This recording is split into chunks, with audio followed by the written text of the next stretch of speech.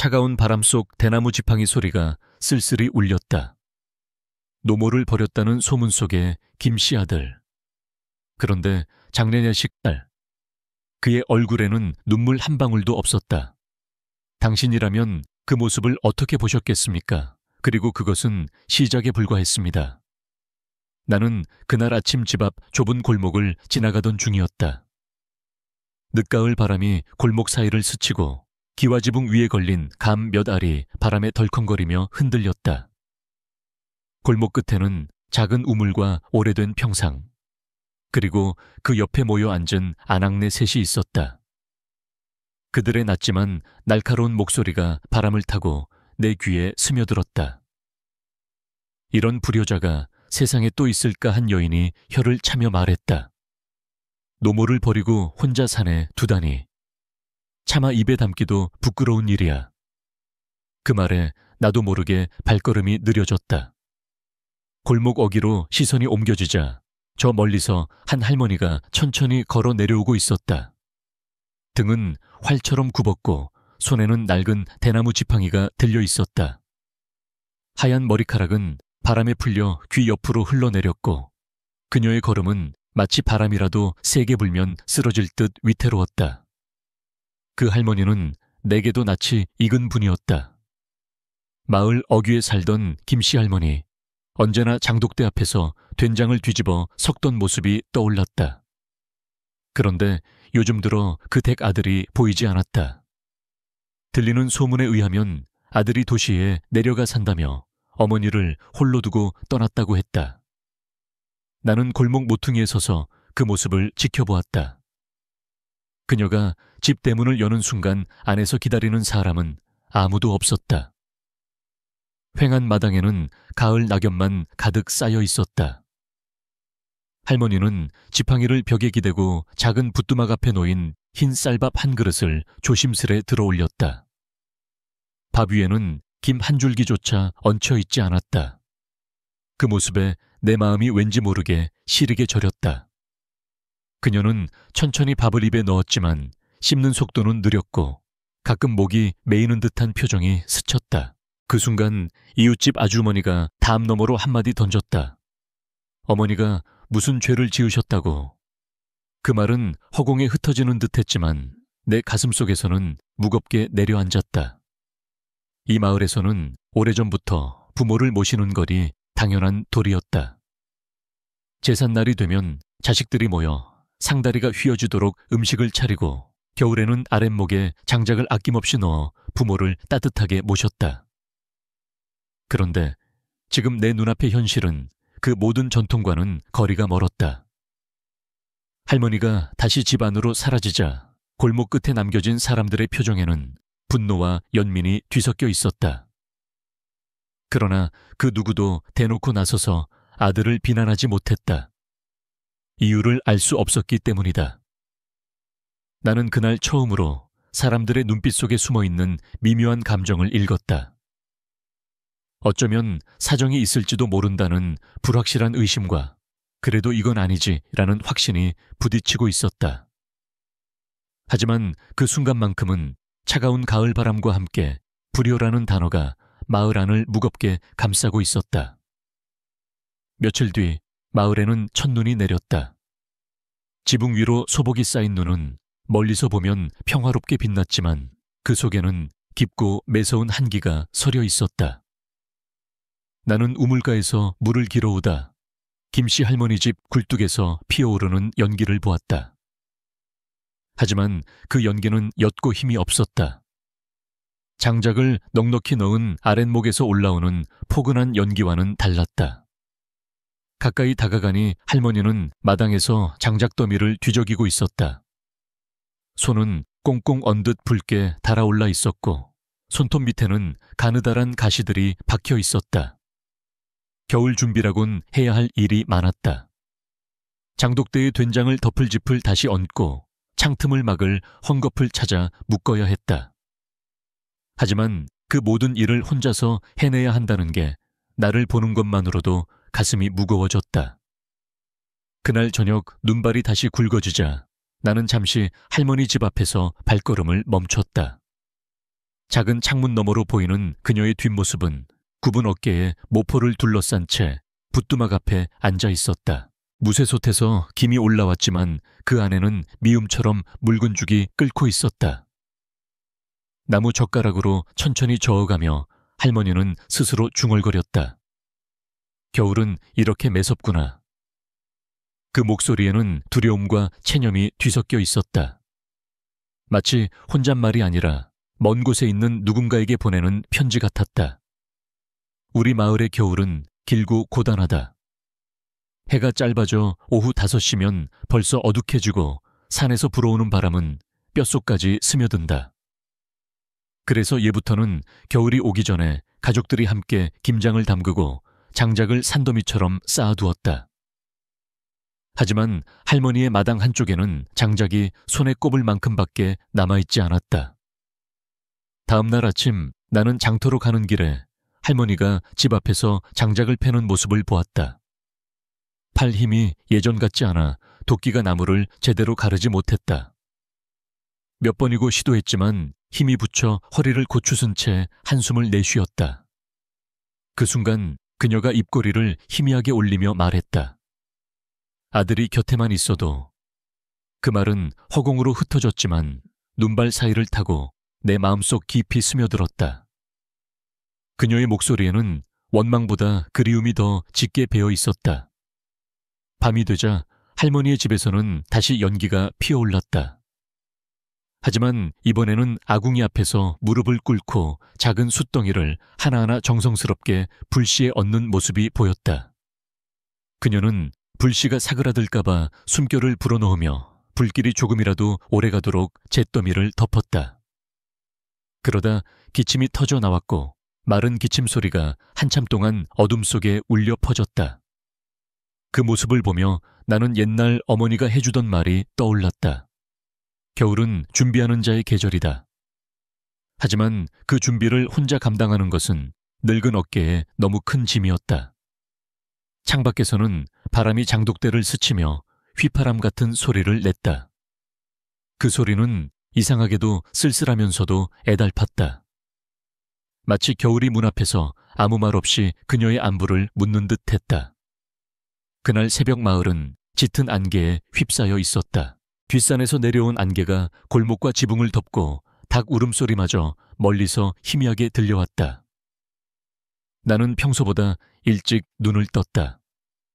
차가운 공기가 방 안을 파고들어 이불 속에서도 몸이 저절로 움츠러들었다.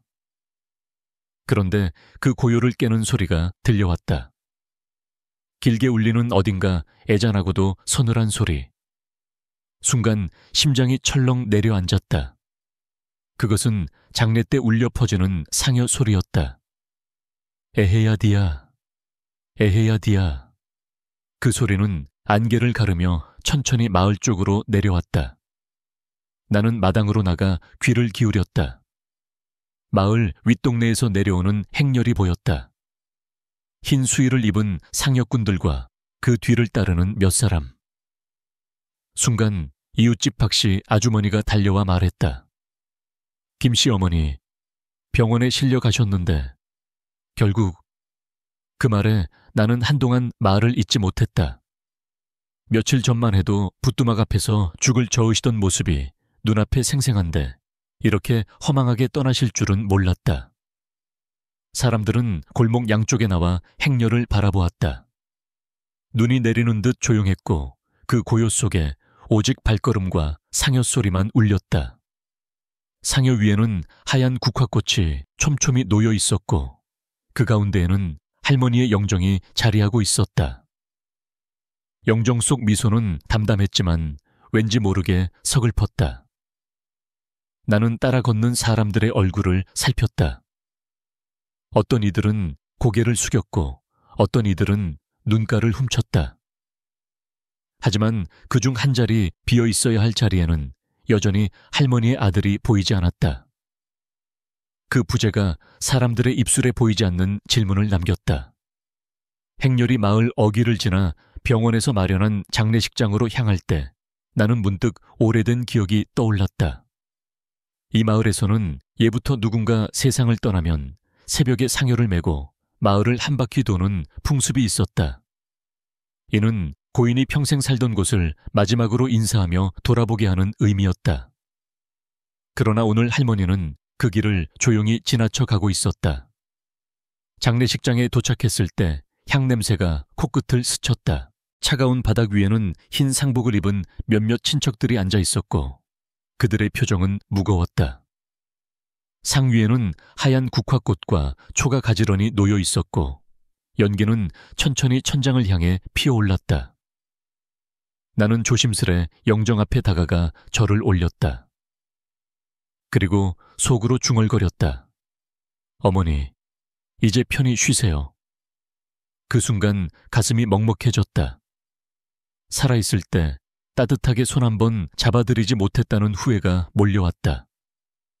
마치 내 잘못인 것처럼 그 무게가 온전히 나를 짓눌렀다. 옆에서 한 노인이 말했다. 살아있을 때 잘하지. 그 짧은 한마디는 장례식장 안에 모든 사람들에게 날카로운 바늘처럼 꽂혔다. 밖에서는 여전히 안개가 자욱했다. 그러나 그 안개 속에서 들려오는 상여 소리는 점점 멀어져 갔다. 마치 누군가 아주 멀리로 떠나는 발자국처럼. 나는 그 소리를 들으며 마음속 깊은 곳에서 알 수 없는 허전함과 서글픔이 뒤섞이는 것을 느꼈다. 그날 새벽의 공기와 소리, 그리고 그 안개 속의 모습은 평생 잊히지 않을 것이다. 장례식장 안은 향냄새와 무겁게 가라앉은 침묵으로 가득했다. 사람들은 검은 양복과 흰 상복 차림으로 자리를 메우고 있었고 하얀 국화꽃들이 빼곡히 놓인 상 위에는 김씨 할머니의 영정이 단정히 자리하고 있었다. 나는 그 앞에서 몇 번이나 허리를 숙이고 나서야 겨우 자리에 앉았다. 그런데 장례가 시작되고 한참이 지나서야 문이 스르르 열리며 한 남자가 들어섰다. 그는 흰 한복 상복의 두건까지 제대로 갖춰 입고 있었지만 표정은 놀라울 만큼 담담했다. 얼굴에는 눈물 자국 하나 없었고 심지어 입술조차 떨리지 않았다. 그가 바로 마을 사람들이 혀를 차며 불효자라 부르던 김씨 할머니의 외아들이었다. 순간 장례식장의 공기가 묘하게 바뀌었다. 앉아있던 몇몇 노인들은 서로 눈빛을 주고받았고 뒤쪽에서는 낮은 목소리로 속삭임이 이어졌다. 저 얼굴 좀 봐. 눈물 한 방울도 없네. 무슨 속셈이길래. 나는 그를 관찰했다. 그는 조문객들에게 깊이 허리 숙여 인사했지만 그 몸짓마저 어딘가 기계적으로 느껴졌다. 마치 마음이 아닌 의무로만 움직이는 사람처럼. 상 위에 향을 올리고 절을 할 때도 그의 시선은 영정이 아니라 바닥 어딘가를 향해 있었다. 우리 마을의 장례 풍습은 슬픔을 숨기지 않는다. 사랑하는 이를 떠나보낼 때는 눈물과 통곡으로 마지막 인사를 하는 것이 예의이고 그 눈물 속에 마음을 담아야 한다고 믿는다. 하지만 지금 그의 모습에는 그런 정이 보이지 않았다. 오히려 멀찍이 떨어져 앉아 무언가를 계산하듯 눈을 깜빡이는 모습이 더 두드러졌다. 나는 가슴속에서 알 수 없는 의문이 피어오르는 것을 느꼈다. 혹시 그동안의 소문이 전부 사실일까? 아니면 우리가 알지 못하는 또 다른 이유가 있는 걸까? 조문이 끝나갈 무렵 한 할머니가 그에게 다가가 조용히 물었다. 그래도 마지막 길인데 한 말씀 해주는 게 어때? 그는 잠시 멈칫하더니 짧게 고개를 저었다. 표정은 여전히 굳어 있었고 목소리는 낮았다. 지금은 때가 아닙니다. 그 말은 장례식장 안에 모든 사람들에게 또 다른 질문을 남겼다. 왜 하필 때가 아니다라는 말이었을까? 슬픔을 나누는 자리가 때가 아니다라면 도대체 그는 언제 그 마음을 드러낼 것인가? 밖에서는 겨울바람이 문을 두드리고 있었다. 창밖 풍경은 잿빛 하늘과 바람에 흩날리는 낙엽뿐이었다. 그러나 장례식장 안의 공기는 눈에 보이지 않는 긴장감과 의심으로 서서히 차오르고 있었다. 나는 그날 할머니의 죽음만큼이나 아들의 태도가 오래도록 기억에 남았다. 슬픔보다 묘한 궁금증이 더 커진 이상한 장례식이었다. 장례식 이튿날 아침 상주석 옆에 앉아있던 마을 이장은 조심스레 일어섰다. 그의 손에는 오래된 한지 봉투 하나가 들려 있었다. 봉투는 모서리가 닳아 있었고 봉인된 빨간 밀랍이 아직 그대로였다. 이장은 사람들을 둘러보며 낮지만 또렷한 목소리로 말했다. 이건 김씨 어머니께서 돌아가시기 전에 제게 맡기신 겁니다. 꼭 아들에게 전해달라고 하셨습니다. 순간 장례식장 안의 시선이 모두 한 사람에게 쏠렸다. 그동안 굳은 표정으로 있던 아들은 잠시 놀란 듯 눈을 깜빡였다. 그러나 곧 무표정으로 돌아가 봉투를 받았다. 봉투 위에는 삐뚤빼뚤한 글씨로 이렇게 적혀 있었다. 아들에게. 그는 봉인을 풀기 전 한참 동안 손끝에 힘을 주지 못했다. 마치 그 속에 무엇이 들어있는지 이미 알고 있는 듯했다. 사람들은 숨소리조차 죽이고 그 순간을 지켜보았다. 마침내 봉투가 열리고 안에서 접힌 한지 편지가 나왔다.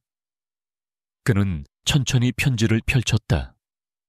한지 위에는 세월이 묻은 듯한 번진 먹색 글씨가 줄줄이 이어져 있었다. 그리고 첫 문장은 이렇게 시작됐다. 아들아, 네가 나를 미워하더라도. 그 한 줄이 낭독되자 장례식장의 공기가 순간 멈춘 듯 조용해졌다. 그는 이어서 읽어 내려갔다. 나는 너를 원망하지 않는다. 다만 너와 손주들이 무사하길 바랄 뿐이다. 내가 집을 떠난 것은 너희를 지키기 위해서였다. 내 병이 너희에게 옮을까 두려웠다. 그래서 산 속 작은 집에서 홀로 지냈다. 추위도 외로움도 모두 견딜 수 있었다. 너희가 무사하면 그것으로 족하다. 편지 속 글씨는 중간중간 떨려 있었고 곳곳에 잉크 자국이 번져 있었다.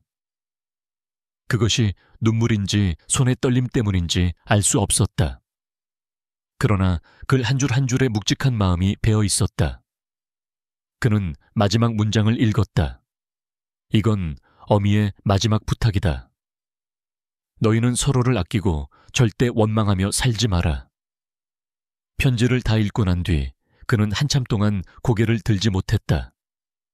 손은 종이를 꼭 쥐고 있었고 어깨가 미세하게 떨렸다. 그제야 사람들은 그의 표정 속에서 처음으로 진짜 감정을 보았다. 나는 그 순간 장례식장 안의 모든 이들이 같은 생각을 했음을 느꼈다. 그동안 우리가 믿어왔던 불효자라는 낙인은 진실의 그림자 속에서 무너지고 있었다. 마을 이장이 덧붙였다.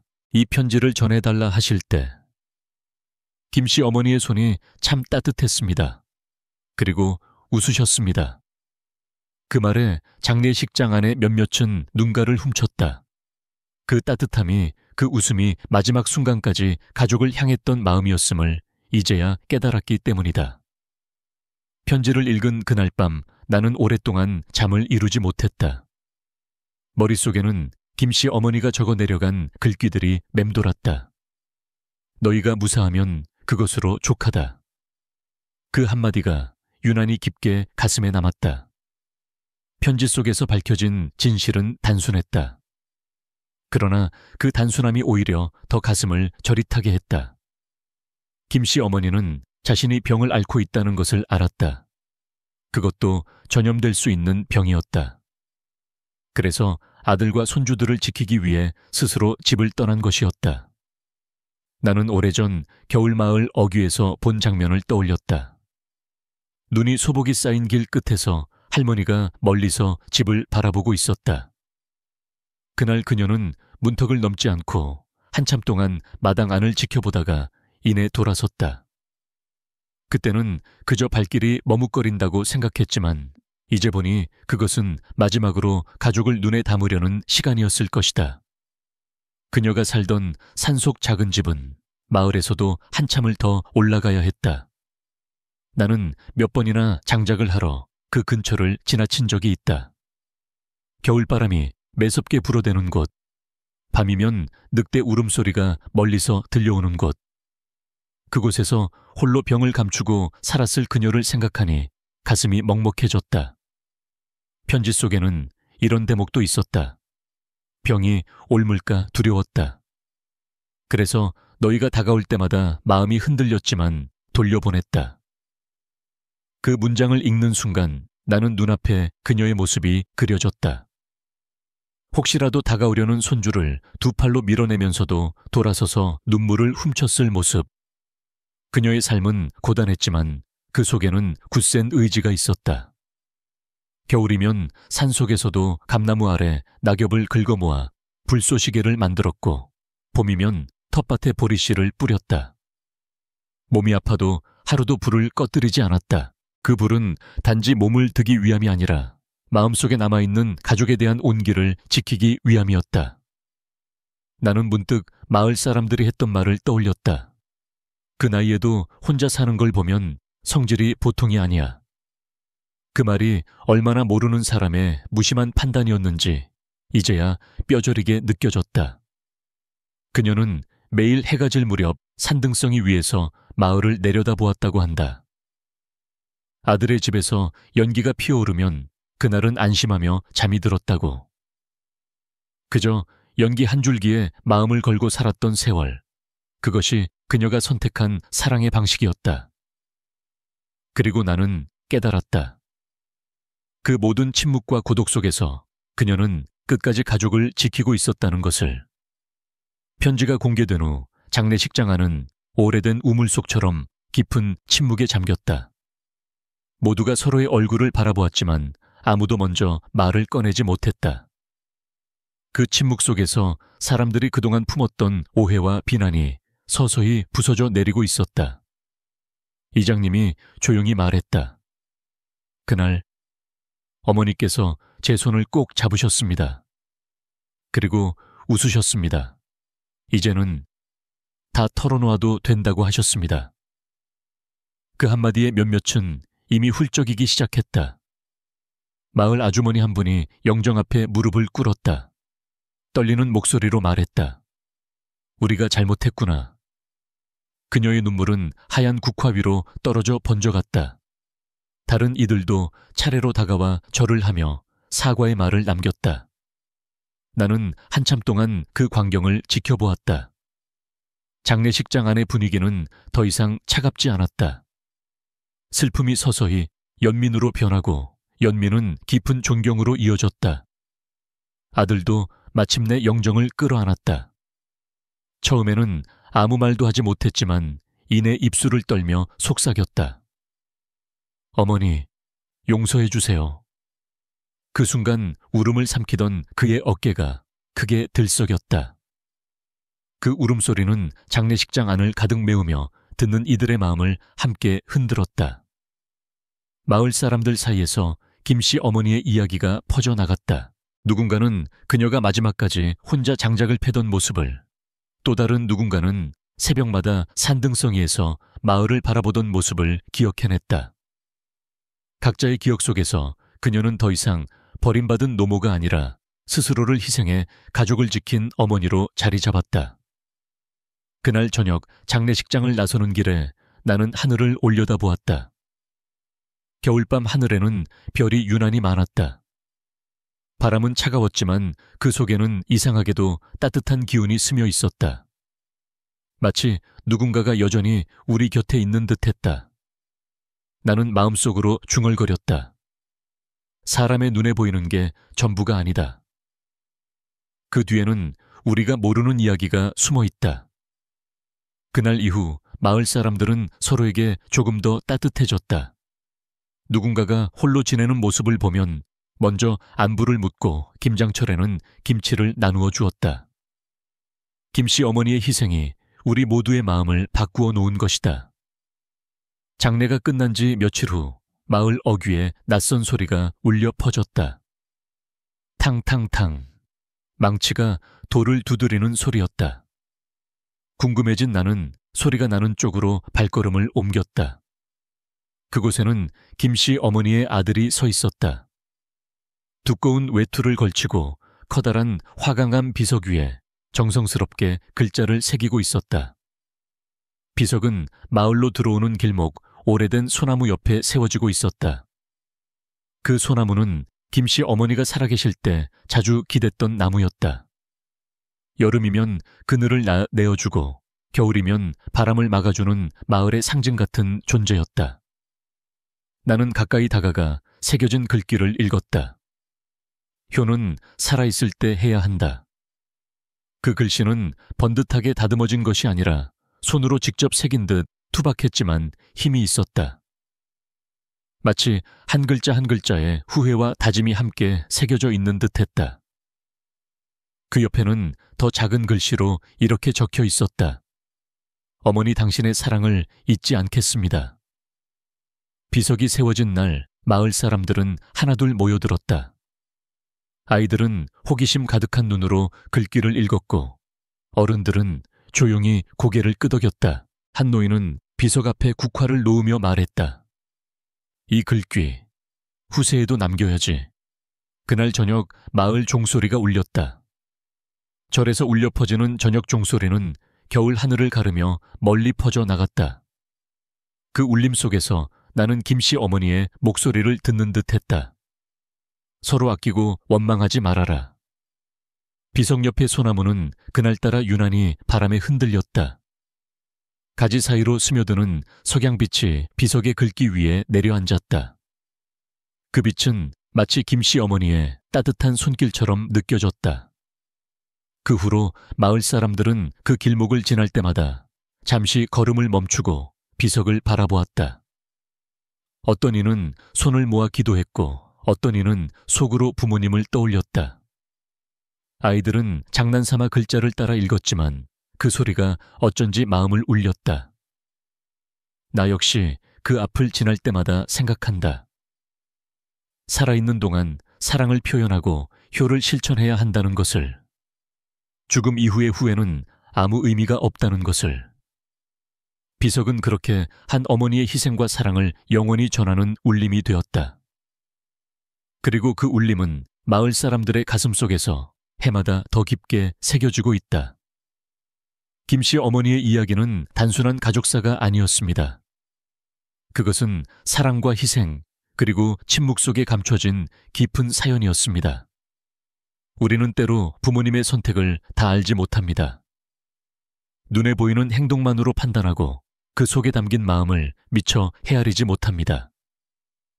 이번 이야기를 통해 저는 두 가지를 느꼈습니다. 첫째, 효는 살아있을 때 해야 한다는 것입니다. 부모님이 우리 곁에 계실 때 따뜻한 밥 한 끼 손 한번 잡아드리는 것이 가장 큰 효도입니다. 시간이 지나면 그 기회는 다시 오지 않습니다. 둘째, 가족 간의 사랑에는 건강한 경계도 필요하다는 것입니다. 김씨 어머니는 병을 옮기지 않으려고 스스로 거리를 두었습니다. 그것은 사랑의 또 다른 형태였고 그 결정 역시 가족을 위한 깊은 배려였습니다. 우리 세대는 부모로서 또 자식으로서 모두 이런 선택의 순간을 마주할 수 있습니다. 중요한 건 그 순간 서로의 마음을 믿고 원망보다 이해를 선택하는 것입니다. 여러분은 어떠신가요? 혹시 부모님이나 자녀와의 관계 속에서 사랑과 거리두기 사이에서 고민했던 경험이 있으신가요? 혹은 뒤늦게 깨달은 효도에 대한 이야기가 있으신가요? 댓글로 여러분의 생각과 경험을 나눠주세요. 그 한 줄이 누군가에게는 큰 위로와 배움이 될 수 있습니다.